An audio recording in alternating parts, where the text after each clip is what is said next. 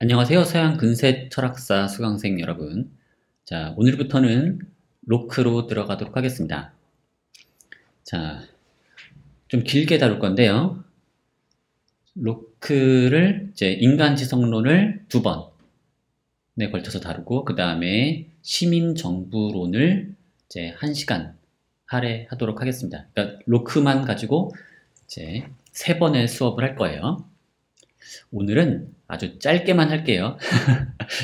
제가 아직 준비가 안 됐고 이번 주 너무 바빠가지고 준비할 시간이 너무 없었습니다. 하지만 뭐 어쨌든 오늘 짧게 하는 대신에 다음 시간에 충분히 이제 인간지성론을 마무리해 드릴 테니까 너무 불만 가지지 마시고요. 자, 우선 로크의 생애를 간략하게 살펴보죠.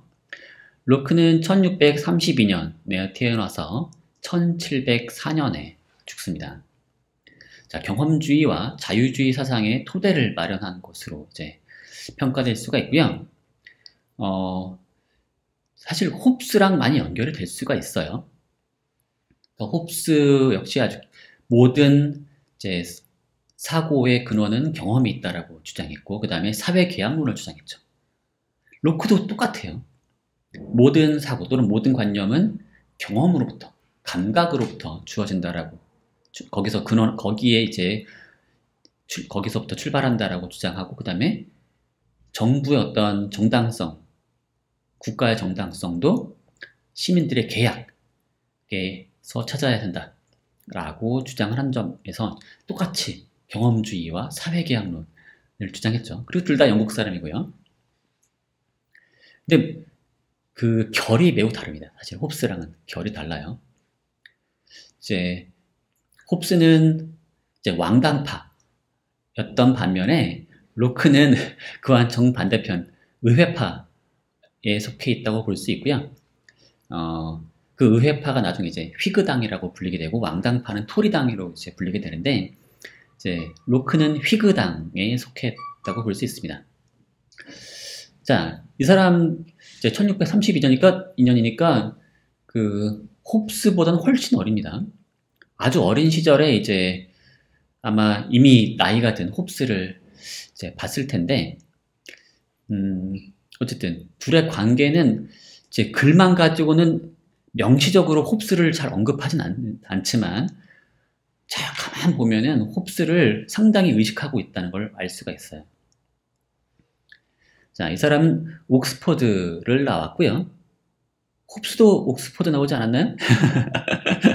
마찬가지입니다. 옥스퍼드 대학을 졸업했고, 사실상 뭐 커리큘럼은 홉스랑 다를 바가 없어요. 마찬가지로 불만이 많았고요.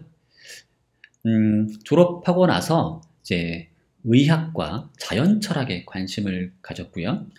보일과 교류를 합니다. 그러니까 30대에 보일과 교류하면서 의학적인 연구. 그러니까 원래는 옥스퍼드 대학 가면은 원래는 목사하길 바랍니다.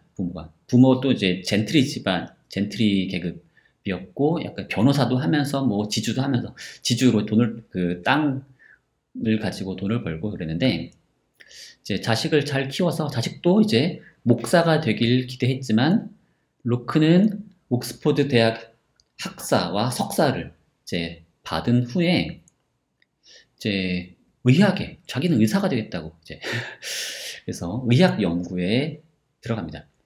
사실은 공부를 잘해서 옥스퍼드 대학에서 계속 이제 자리를 잡고서 이제 행정 일을 하는 동시에 강의도 할 수 있는 그런 자리를 얻어서 이제 자리가 꽤 보장이 된 자리였어요.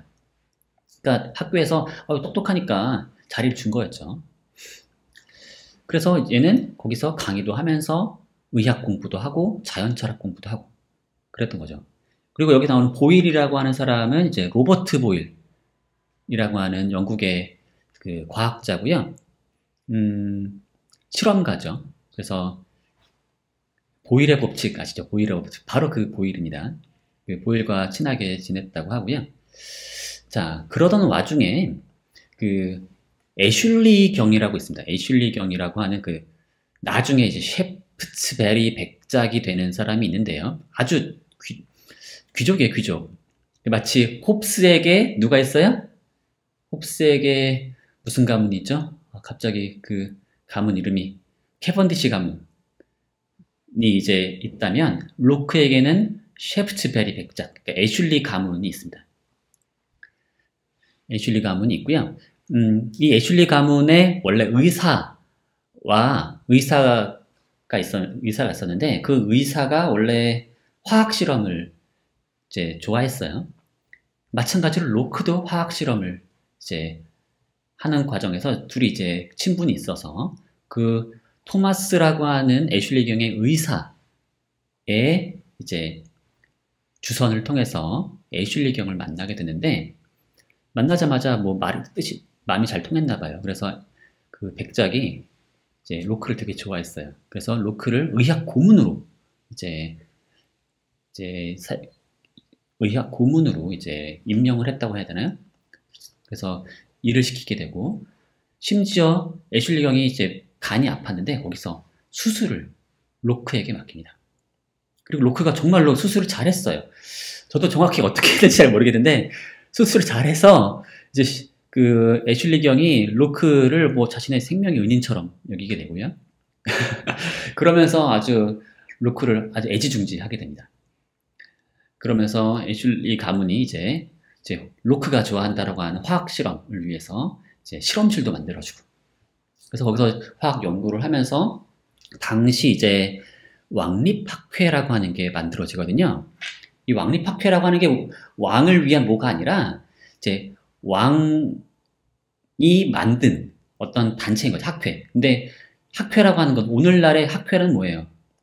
그 물리학회, 화학학회, 뭐 이런 식의 철학회 이런 것처럼 전문적인 연구자들의 단체거든요. 그런 단체가 이 당시에 영국에 이제 처음 생긴 겁니다. 바로 이 학회에서 이제 연구자로서 또는 뭐 지식을 이제 생산하는 사람으로서 인정을 받아서 이제 회원으로 1668년에 선출이 되고요.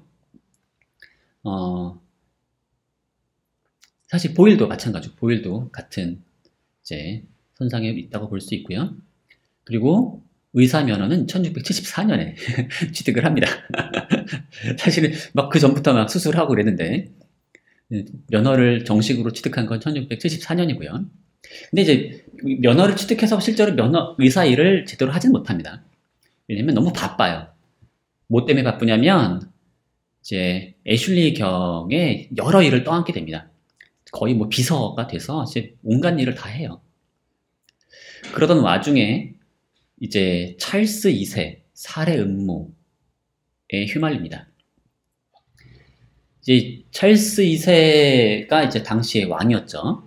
그 찰스 2세의 그 그러니까 홉스는 찰스 2세 편이었고요. 자, 아시다시피 이제 크로멜이 죽고 찰스 2세가 이제 다시 왕정 복고를 통해서 이제 다시 나라를 다스리고 있던 시절이었는데 그 당시 셰프트베리 백작은 애슐리 경은 이제 반대편에 있었습니다.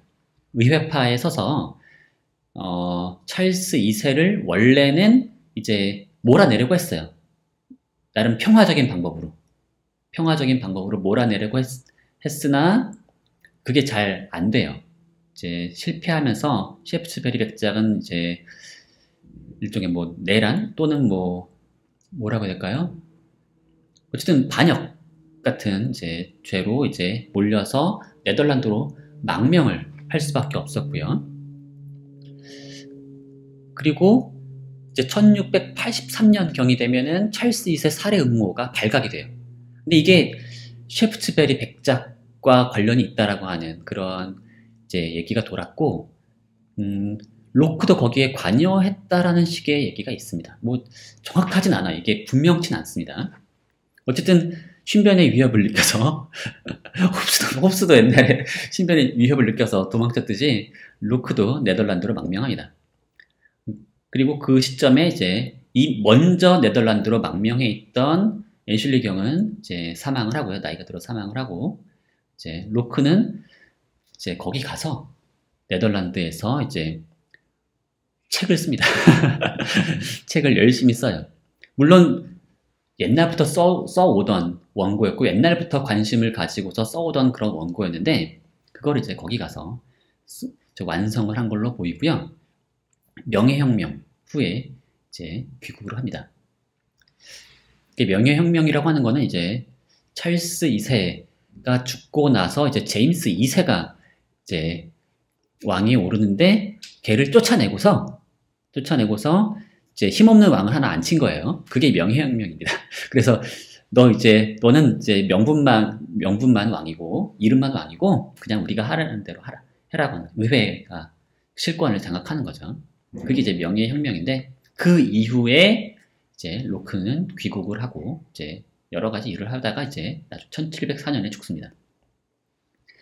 자, 로크의 작품들, 저작들은 다들 유명한데요. 관용론, 그 다음에 인간지성론, 그 다음에 두정부론이 있습니다. 그 두정부론은 Two Treatises of Government인데요. 두 개의 논문. 정부에 관한 두 개의 논문입니다. 그래서 첫 번째 논문이 있고 두 번째 논문이 있어요. 보통 우리가 이제 다다음 시간에 다룰 시민정부론은 사실 원래 제목은 두 번째 정부론입니다. 두 번째 정부론. 이렇게 보시고 첫 번째 정부론은 왕권 신수설 비판하는 논문이고요. 그 다음에 이제 교육론을 이제 나중에 출판하고요. 다 아주 어마어마하게 그 많은 영향력을 가진 커다란 영향을 끼쳤던 책들이고 인간지성론은 뭐 죽기 직전까지 4판이 나왔어요. 4판.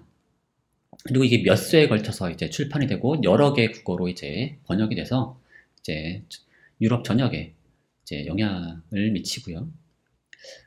대단한 이제 영향력을 펼쳤습니다. 자, 그런데 그 중에서 오늘은 이제 인간지성론을 살펴볼 텐데 그것의 동기, 배경, 목적, 그리고 가장 중요한 핵심 주장 하나를 이제 살펴볼 겁니다. 자, 인간지성론을 집필한 배경은 뭐가 있냐? 뭐 많은 게 있겠지만은 일단은 두 가지를 지적하자면 첫 번째는 이제 이 사람 원래부터 과학에 관심이 많았다 그랬죠. 의학과 이제 화학 연구 관심이 많은데 의학과 화학은 다 기본적으로 뭘 하는 거냐면 다 실험적 방법을 사용합니다. 실험을 해요. 실험을 통해서 얻은 관찰. 의학 어떻게 합니까? 임상 결과들을 모으고 모아서 다양한 사례들을 모아서 그로부터 증거를 얻어서 이런 증세에는 이런 방식의 치료법이 이제 도움이 되고 이런 식의 추론인 거죠. 상당히 의학 관련된 여러 가지 이론이 있지만 그 이론이 별로 해주는 게 별로 없어요. 사실은 이거는 오늘날도 마찬가지입니다.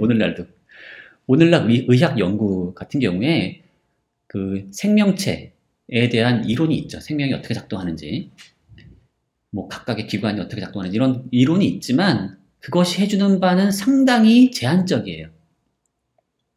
그걸 제대로 안다고 해가지고 어떤 질병의 치료법이 나온다. 쉽지가 않습니다. 예를 들어 오늘날 코로나 바이러스 생각해 보세요. 코로나19. 코로나19에 대해서 과학적으로 연구할 수 있고 그것에 많은 것을 알 수 있죠. 근데 그걸 안다고 해서 그거의 치료법이 나옵니까? 그렇지 않죠. 사실상 그리고 어떤 물질들이 알려져 있죠. 물질들의 기작이 알려져 있는데 그것의 어떤 기본적인 작동 방식을 안다고 해서 얘가 그 바이러스를 죽이니까 이거를 곧장 사용하면 되겠다. 그러면 안 되죠. 동물에게도 실험해보고 사람에게도 실험해보고 정말 효과가 있는지 확인해보고 부작용은 언제 다 따져봐야 되죠.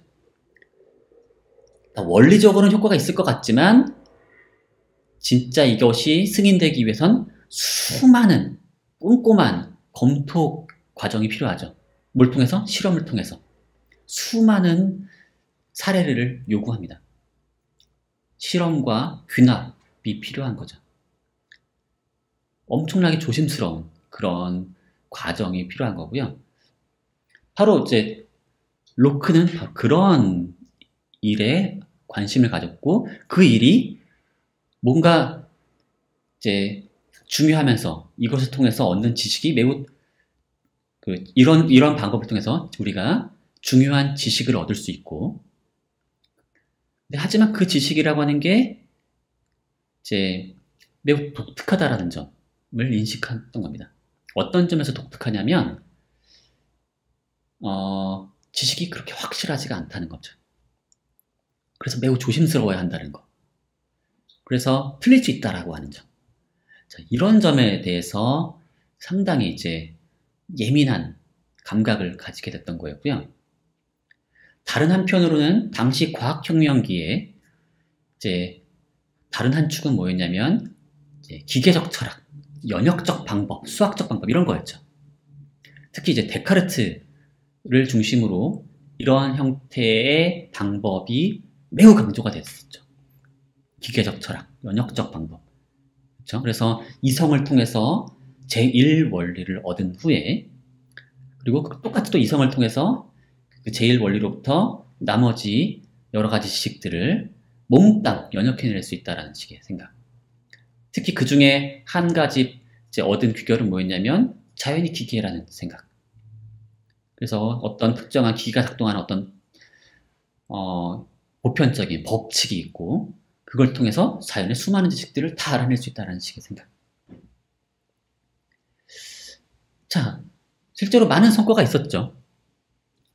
자, 이걸 무시할 수 없습니다. 이 기계적 철학과 연역적 방법이 엄청나게 많은 성과를 우리에게 주었다는 점을 무시할 수 없어요. 하지만 지나치게 오만했어요. 마치 자신들이 이제 이성을 통해서 모든 것들을 알아낼 수 있는 것처럼 이제 너무 이제 자만했던 거죠. 그런 게 이제 보일에게 많이 거슬렸던 거였죠. 보일이 아니라 이제 로크에게 매우 거슬렸던 거였고요. 그래서 연역적 방법과 대비돼서 귀납적 방법을 옹호하고 그걸 아주 치밀하게 이제 그것의 본성을 이제 연구하고자 했던 거였죠. 가만 보면 이제 데카르트로부터 시작된 대륙의 합리론은 이제 과학혁명의 양대 산맥이 뭐였냐면, 사실은 당시 이제 이제 17세기 요 시기에 바로 과학혁명이 활발하게 진행되던 시기였는데, 그 한복판에 있었던 사람들입니다. 이 사람들이 다. 근데 그중 한 축이 뭐였냐면 연역적 방법. 뭐냐면 자연이 경험을 통해서 얻는 경험과 뭔가 경험을 통해서 우리가 너무 많이 속는다. 그래서 경험으로부터 너무 착각하지 말고 그 이면에 숨어 있는 것을 이성을 통해서 알아내야 되고, 수학적으로 연역적으로 뭔가를 알아낼 수 있고, 또는 기계적인 방식의 어떤 것들을 이제 자연이 기계적인 방식으로 작동한다는 걸 제대로 명심해야 된다. 뭐 이런 식의 아이디어가 한 축으로 있고, 다른 한 축으로는 단지 자연을 관조해서는 안 되고 그냥 가만히 이러고 있어 보면 안 되고 실험을 해야 한다는 거였죠. 그걸 통해서 얻은 결과들을 이제 수집해서 종합하고 법칙을 알아내야 한다. 그런 다른 한 축이 있죠. 수학 또는 이제 과학적인 용어로 말하자면 수학과 실험. 수학과 실험. 그래서 아주 나이브하게 말하면 과학혁명이라고 하는 것은 이제 과거에 뭔가 아리스토텔레스식의 모종의 그런 방법을 벗어나서 수학적 방법과 실험적 방법을 채택함으로써 과학혁명이 일어났다고 말할 수 있어요. 근데 이건 너무 나이브해요. 왜냐하면 사실 수학적 방법과 실험적 방법은 사실 서로 그렇게 잘 어울리질 않았던 거죠. 바로 그 점을 이제 로크가 지적을 하고 있는 겁니다. 특히 이제 로크가 특히 하고 싶었던 말은 뭐였냐면, 인간 지성의 범위와 한계를 제대로 알아야 되는데, 이제 연역적 방법을 주장했던 대륙의 합리론자들이 지나치게 너무 오만해서 마치 우리가 너무 다 알 수 있는 것처럼 착각했다는 거. 그걸 많이 지적을 하고 싶어 했던 거고, 우리가 틀릴 수 있음. 그렇기 때문에 관용이 필요하고, 그렇게 또한 우리가 틀릴 수 있으니까 다 알 수 있다고 너무 오만해하지 말고 이제 겸허해야 한다는 거. 그런 관용과 겸허함의 미덕을 강조하고 싶었던 것 같아요. 근데 제가 여기 그림을 이런 걸 그려는 이제 옆에다 놨는데 이게 뭐냐면 당시 이제 보일이 연구했던 이제 공기에 대한 연구인데요. 이걸 이제 바로 이제 에어 펌프입니다. 진공 펌프 또는 뭐 공기 펌프입니다. 공기 펌프로 여기서 이제 여기를 막 돌리면 이 밸브를 막 돌려서 돌리고 여기 크랭크 축을 막 돌려서 이제 피스톤을 오르락 내리락 하면서 이제 이 안에 공기를 빼낼 수 있는 그런 실험 장비고요. 이걸 통해서 바로 보일의 법칙을 발견했던 거죠. 바로 이런 실험들을 통해서 지식을 얻는 그런 방법에 대해서 새로운 정당화가 필요했다고 볼 수 있죠. 자, 그래서 이제 목적에 대해서 이제 얘기를 해보면 이 책을 쓴 목적은 일종의 이런 겁니다. 확실한 지식을 추구하는 것에서 개연적 지식을 추구하는 것으로 바꾸자는 거라고 볼 수 있어요. 자, 그래서 이 사람이 어떤 동의의 근거, 정도 이런 표현을 엄청 강조해요. 정도. 지식과 지식이 아닌 것 이런 식으로 뭐 아니면 도식으로 구분하는 게 아니라 어떤 지식의 어떤 확실성의 정도가 있는 거죠. 확실한 것과 불확실한 것 이런 게 아니라 확실한 것과 불확실한 것도 있는데 불확실한 것도 정도가 있죠. 그걸 따져야 한다는 거. 되게 상당히 강조하고 일종의 지식이 개연적인 것이고 이 개연적인 지식을 개연적이라는 이유로 무시해서는 안 된다는 점. 그런 걸 강조합니다. 그래서 한번 읽어보면 나의 목적은 신념, 의견, 동의 다 비슷한 말들이죠. 내가 어떤 신념을, 믿음을 가지고 있고 의견을 가지고 있고 어떤 무언가에 동의해요. 다 내 머릿속에 있는 겁니다. 머릿속에 어떤 그거 괜찮아 보이는 이런 식의 생각들 그거 맞는 거 아닌가 이런 견해 이런 약간 개연적인 견해들이 있죠. 그런 것의 근거 및 정도와 더불어 인간 지식의 기원, 확실성 그리고 그 범위를 탐구하는 것이다 라고 말하고 있어요. 그러면서 근데 마음에 대해서 연구한다는 거죠. 결국 우리의 지성에 대해서 연구한다는 겁니다. 우리가 지성을 통해서 보통 지성 바깥에 있는 자연을 연구하거나 뭐 다른 것들을 연구하곤 하는데 다시 거꾸로 지성을 가지고 지성을 연구하겠다라고 얘기하는 겁니다. 자, 이때 마음에 대한 기계론적인 고찰은 이제 유보하거나 이제 거부합니다. 특히 이제 홉스는 이제 마음에 대해서 기계론적으로 고찰했죠. 반대로 데카르트는 마음이 비물질적이라고 얘기했죠. 이 둘에게는 매우 중요한 이제 얘기였는데 이런 얘기를 이제 로크는 회피합니다. 그래서 관념 형성에서 그 관념의 일부나 전부가 물질에 의존하는가, 그렇지 않은가. 물질에 의존한다라고 말하는 사람은 홉스고 그렇지 않다고 말하는 사람은 데카르트죠. 자, 이런 얘기를 이제 검토하는 것으로 스스로를 힘들게 하진 않겠다라고 말합니다.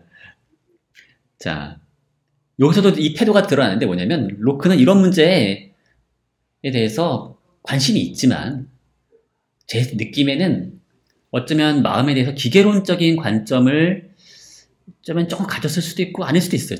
잘 저도 분명치 않습니다. 잘 정확히 모르겠어요. 나중에 다시 얘기 드릴게요.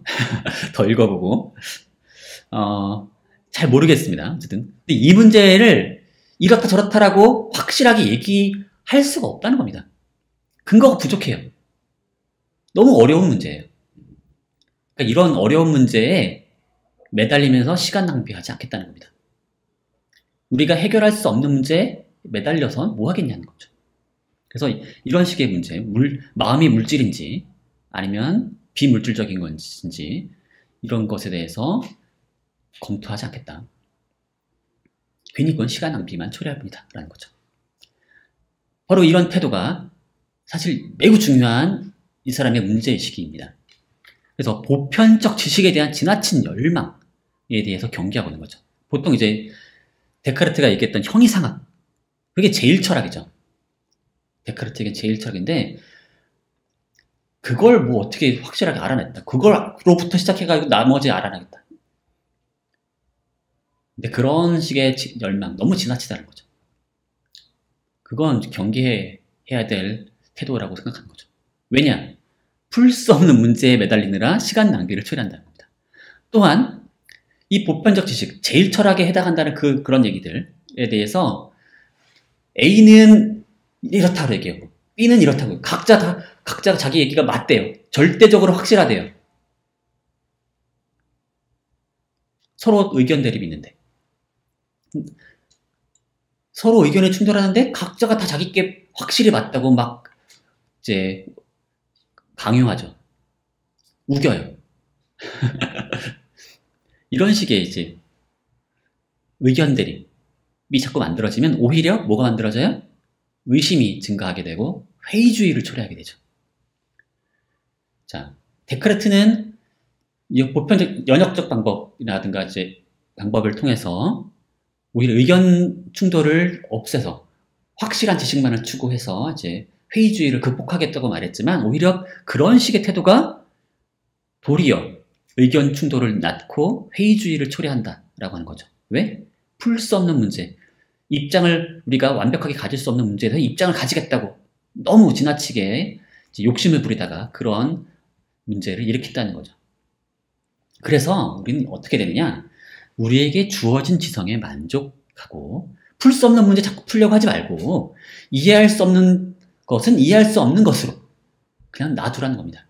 그리고 우리가 가진 지성의 능력이 있는데 그 지성에 만족하고 그것을 알맞게 사용하기 위해 노력하라는 거죠. 로크가 보기에 우리 지성은 절대적이진 않아요.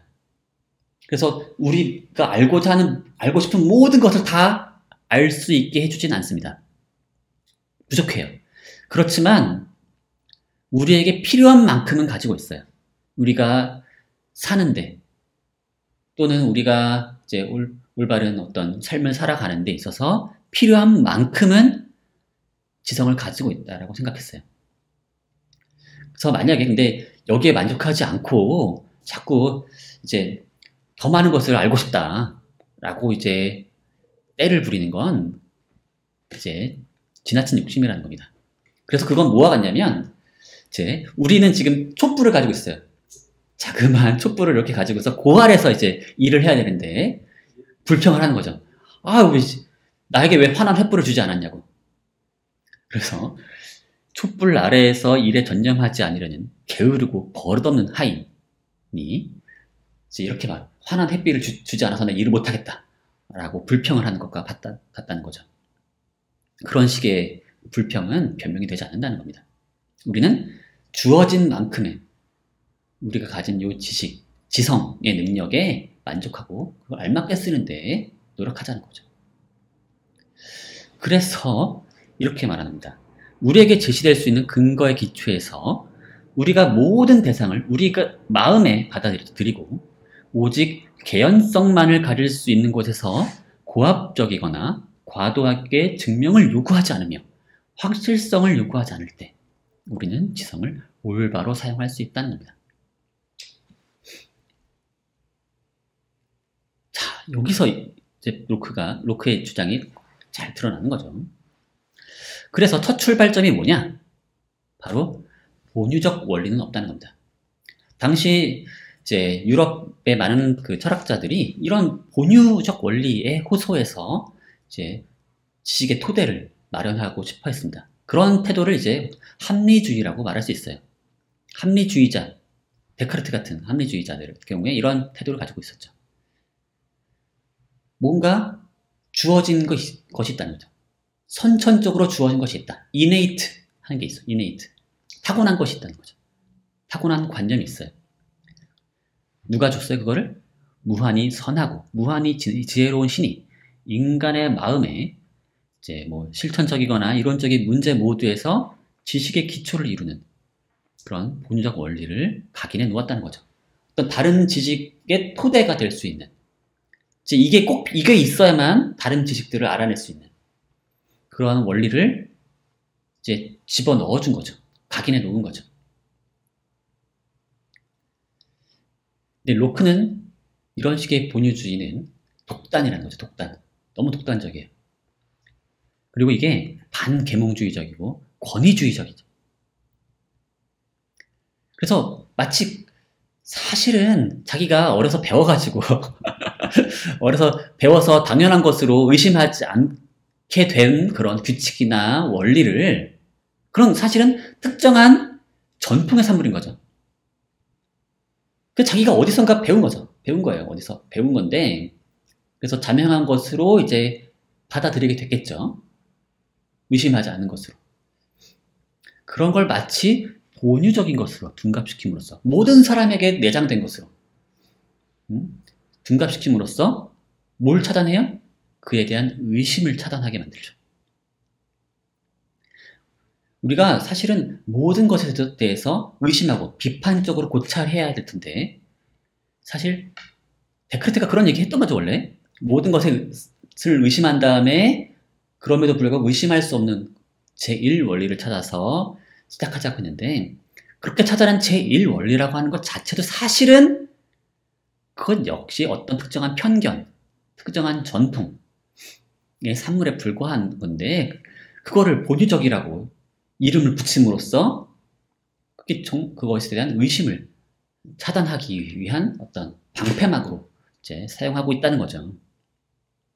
근데 의심, 회의라고 하는 건 그런 제1원리에도 우리는 적용할 수 있어야 되는 거죠. 데크르트가 제안했던 그런 제1원리 같은 것들 사실 정말로 그게 제1원리인지에 대해서 의심할 수 있죠. 그리고 의심할 수 있으면 제1원리라고 할 수 없고 본유적이라고 할 수 없는 거 아니겠습니까? 바로 그 얘기를 하고 싶은 거예요. 그리고 그럼 본유적인 원리로부터 출발해서 지식을 쌓아 나가는 그런 식의 태도는 오히려 우리 지식을 만들어내는데 오히려 방해가 되고 반대로 해야 되는 거죠. 경험에서 시작해서 지식을 쌓아 나가야 한다는 거죠. 대신 좀 조심스럽게. 그게 로크가 하고자 하는 말입니다. 자, 여기서 한번 그러면 데크르트가 이 본유적 원리는 없다라고 하는 이 주장을 어떻게 뒷받침하는지 그 논변을 좀 살펴보도록 할게요. 이게 상당히 재밌더라고요. 자, 본유적 원리에 대한 로크의 논박인데요. 꽤 약간 중언부언하는 감이 있어요. 한 얘기 또 하고 한 얘기 또 하고 그런 감이 있는데 그래도 여러분들이 그 부분을 꼭 직접 읽어보길 권합니다. 제가 이 부분에 대해서 직접 읽어야만 풀 수 있는 그런 퀴즈를 제가 낼 거예요. 그러니까 미리 좀 대비하시기 바라고요. 그래서 한번 그래도 전체적으로 개괄을 해보면요. 자, 로크에 따르면 로크는 일단 본유주의를 가정한다면 전 인류가 보편적으로 동의하는 명제가 있어야 돼요.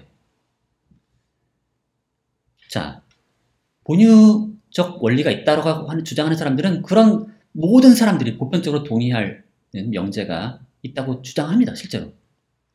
예를 들면 이런 거죠. 동일한 사물이 있으면서 동시에 없을 수는 없다. 있으면서 없을 수는 뭔가가 있으면서 동일한 사물이 있으면서 동시에 없을 수는 없죠. 뭐 이거 외에도 뭐 동일이니 모순율이니 뭐 이런 것들이 이제 이런 본유적 진리, 본유적 원리의 후보가 될 수 있겠죠. 이건 누구나 당연히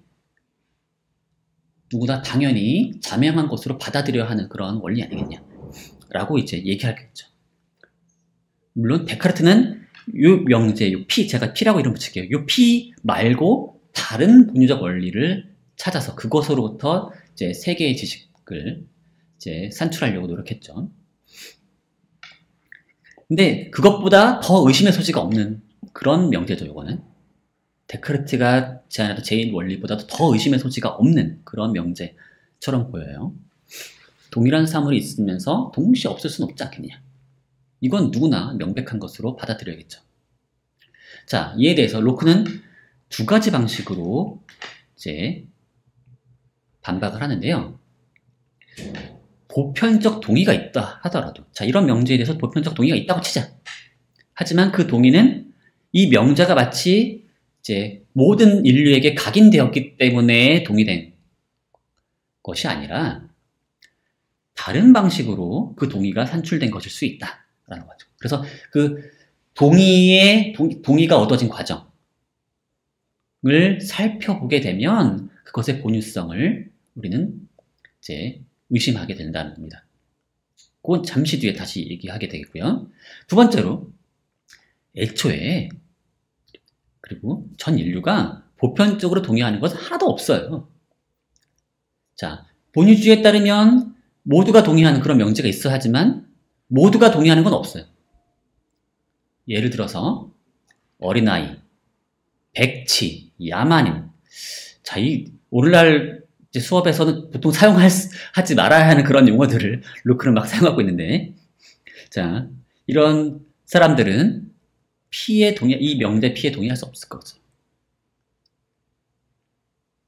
어린아이에게 한번 물어보세요. 갓 태어난 아이한테 한번 물어보세요. 동일한 사물이 있으면서 동시에 없을 수는 없지 않냐? 라고 아이에게 물어보세요. 아이가 어떻게 대답할까요? 갓 태어난 아이. 응애 하겠죠. 그걸 이해할 수 있겠어요? 그것에 참에 동의할 수 있겠어요? 동의는 고사하고 사실 이해도 못하고 사실 말 알아들을 수도 없겠죠. 일단 뭐부터 알아들어야 되냐, 아이는? 엄마 아빠부터 알아들어야겠죠. 아닙니까? 애초에 이런 사람들은 이 명제에 동의할 수 없고 사실 결국 이 명제 피에 동의하는 사람은 전 인류의 한 절반밖에 안 될 거라 라고 말합니다. 그러니까 본유적 원리는 없는 거죠. 자, 근데 이렇게 말하면 당장 이제 반박이 들어올 수 있어요. 아, 너는 우리가 말하는 본유적 원리에 대해서 너무 이제 오해를 하고 있다. 너무 천박한 방식으로 이해하고 있다. 라는 식으로 비판할 수 있죠. 데카르트가 어떻게 말했습니까? 이걸 어린아이가 곧장 다 미리 안다는 얘기가 아니라 이제 잠재적이라고 말하죠. 본유관념은 잠재적이다. 그래서 그 본유관념들은 이성이라고 하는 공통 능력에 의해서 발견된다. 라고 얘기하죠. 그래서 처음부터 알고 있는 게 아니라 이성이라고 하는 공통 능력에 의해서 발견되는 것뿐이다.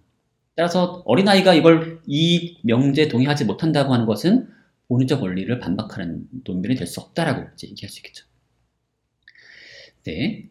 이런 식으로 이제 얘기하는 거에 대해서 로크가 매우 이제 말도 안 되는 얘기다라고 말하죠. 사실상 그런 식의 얘기는 인간이 그 본유관념의 진리를 아는 동시에 알지 못한다고 말하는 것과 다름없다. 사실 말도 안 되는 얘기라고 이제 반박을 합니다. 자, 이 부분이 상당히 길어요. 길고 상당히 좀 복잡하기도 합니다. 여러분에게는 한번 이걸 꼼꼼하게 읽어보길 좀 권장드리고요. 특히 이 부분에 대해서 제가 한번 퀴즈를 내보려고 생각하고 있습니다. 어떤 식으로 이런 식의 반론에 대해서 반박하는지 한번 로크의 논변을 한번 꼼꼼히 읽어보시기 바라겠고요. 상당히 이 논변의 스타일이 뭐 약간 현대 영미철학 스타일, 정말로 딱 그 느낌이 납니다. 아, 그래서 이게 영국 경험을 하는구나라는 생각이 들기도 했고요. 자, 그 다음에, 자, 더 이제 추가적으로 얘기를 하자면, 자, 본유관념이 다른 지식의 토대 역할을 보통 하겠죠. 그렇죠? 데카르트가 원래 그런 식으로 얘기했던 거죠. 본유관념이라고 하는 게 다른 지식을 산출하기 위한 토대 역할을 한다라고 생각을 했던 거고. 근데 다른 지식의 토대 역할을 하려면 가장 먼저 알려줘야 하지 않겠습니까? 근데 그렇지가 않아요. 우리가 보통 본유관념의 후보가 될 만한 것들을 한번 떠올려보면 그것들은 대부분 다 일반적인 또는 추상적인 관념입니다. 그런데 이런 일반적인 관념 또는 추상적인 관념들보다 개별적인 것들, 그러니까 그보다는 좀 덜 일반적인 관념들을 먼저 알게 되죠. 더 구체적인 것들을 먼저 알게 되고 추상적인 것들은 나중에 알게 되지 않습니까? 사람이 점점 성장하는 과정에서 어린아이 때는 좀 더 아주 구체적인 것들, 눈으로 직접 확인할 수 있는 것들부터 먼저 알고, 사과는 뭐 불이 아니고 이런 것들, 눈으로 직접 확인하는 것들을 더 명백하게 먼저 알고 난 다음에서야 나중에 뭐 동일하다느니 사물이라느니 동시라느니 있다 없다 이런 것들 다 추상적인 개념들이죠. 이런 개념들 다 나중에야 알게 되는 거죠. 그렇다면 이거는 사실 다른 지식의 토대 역할을 하지 못하는 거 아니냐는 거죠. 발견의 그 과정상, 인식의 순서상. 오히려 얘네들은 인식의 순서상 나중에 있는 거지 처음에 있는 게 아니에요. 보통 본유관념이라 불리는 것들은 인식의 순서상 앞서 있지 않고 뒤에 있는 거죠. 그럼 뭐가 앞에 있어요? 감각적으로, 구체적으로 분명하게 알 수 있는 것들. 그것들이 먼저 오는 거죠. 그래서 이런 식으로 이제 비난을 하는데요. 아이들이 외부 사물들에서 얻은 인상들은 지각하면서 자연히 몸소 수고를 기울여 마음속에 새겨놓은 글자들, 이게 뭐예요? 본유관념들이겠죠. 그런 새겨놓은 글자들을 모른다는 것을 상상할 수 있겠느냐? 만약 그걸 모를 수 있는 거라면 이는 자연히 헛수고를 했거나 아니면 적어도 자연의 글씨가 형편없이 쓰여졌음. 자연이 악필인 거죠. 또는 신이 악필인 거죠. 이제 마음속에 새겨 넣긴 했는데 너무 악필이어가지고 애들이 못 읽어요. 그러니까 자연의 글씨가 형편없이 쓰여졌음을 의미할 것이다. 그러니까 말이 안 된다는 겁니다. 자, 이걸 통해서 여기 명제피와 같은 것이 본유적인 원리가 될 수 없다고 이제 마무리를 한 후에 만약에 이제 이 피가 본유적이지 않다면 다른 어떠한 원리, 다른 어떠한 공준도 본유적일 수는 없다라고 얘기하는 거죠. 자, 이런 식으로 해서 본유적 원리에 대한 논박을 마무리합니다. 자, 어때요? 재밌습니까? 자, 그러면 이제 다음 시간에는 이제 모든 관념이 이제 감각으로부터 온다라고 하는 로크의 얘기를 이제 다시 제대로 살펴보기로 하겠고요. 오늘 수업은 이렇게 간단히 마치도록 하겠습니다. 여러분 모두 수고하셨어요.